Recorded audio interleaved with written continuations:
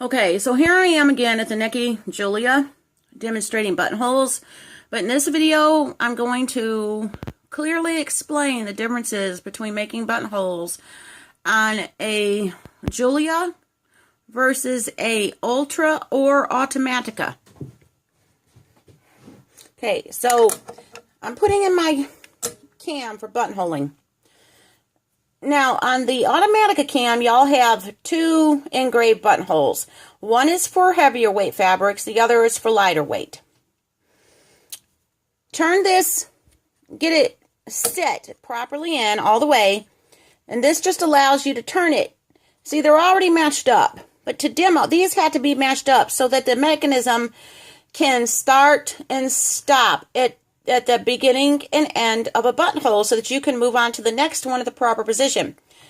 But if say that I put this cam in and it wasn't in the right place, you'd simply turn it counterclockwise until the triangle and the dot match up.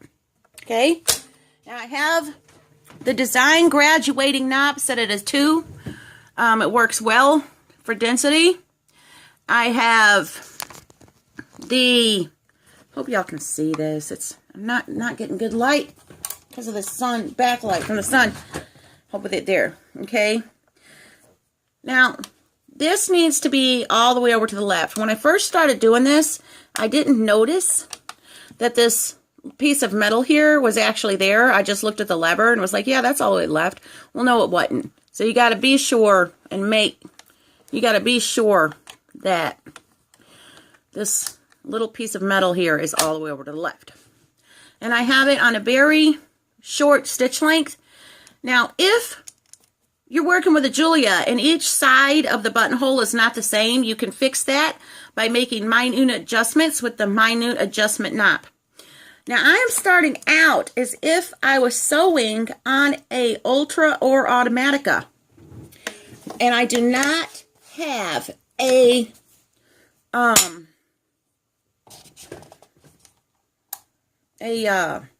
buttonhole presser foot on the machine. This is what y'all will use otherwise. Okay, so I'm going to move the micro electro switch all the way to the left to engage automatic sewing, and you will see that it just is going to sew a straight line, just as it would on your machine.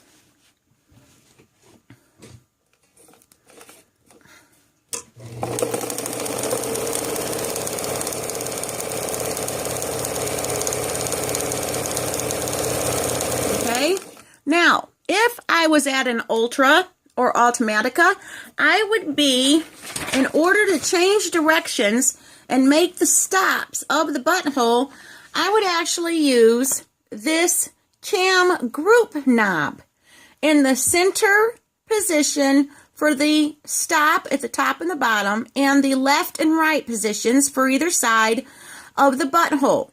Okay?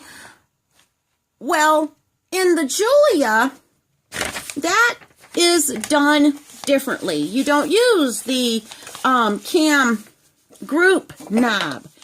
Instead, with the Julia, it became even more automatic. And you are going to see that now.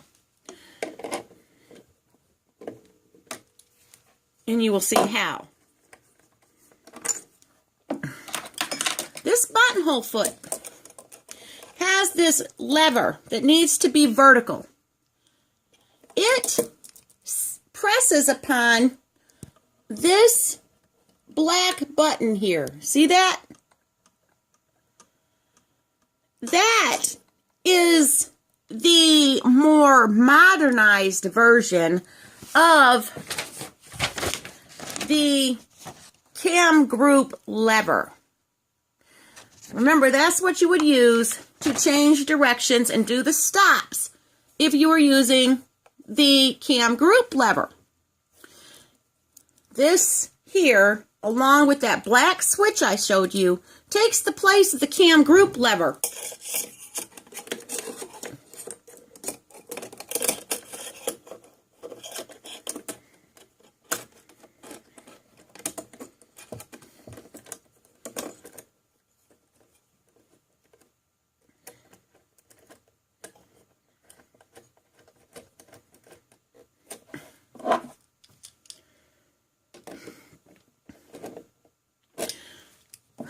this piece of metal here, you see how it's hitting that black button?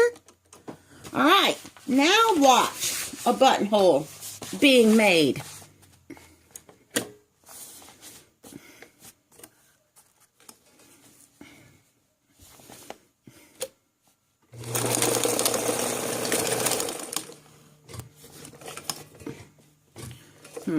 What happened? Something's not right.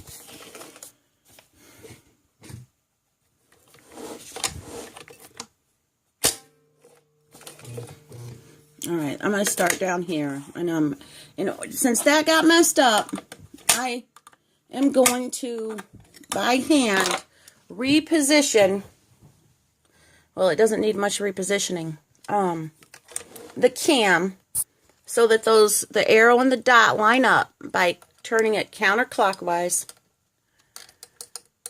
Okay, now we're ready for another buttonhole. Hopefully it goes better this time.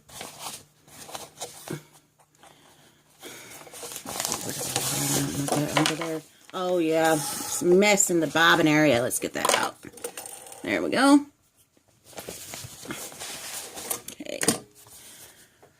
Okay, I'm pressing the microelectric switch to the left to engage automatic sewing right here.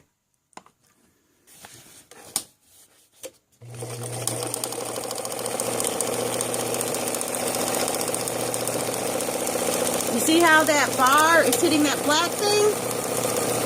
Well, that's all connected to the cam mechanism. And it does the changes the direction and the stops for you instead of you having to use the cam grouping knob as you do for the Automatica and the Ultra.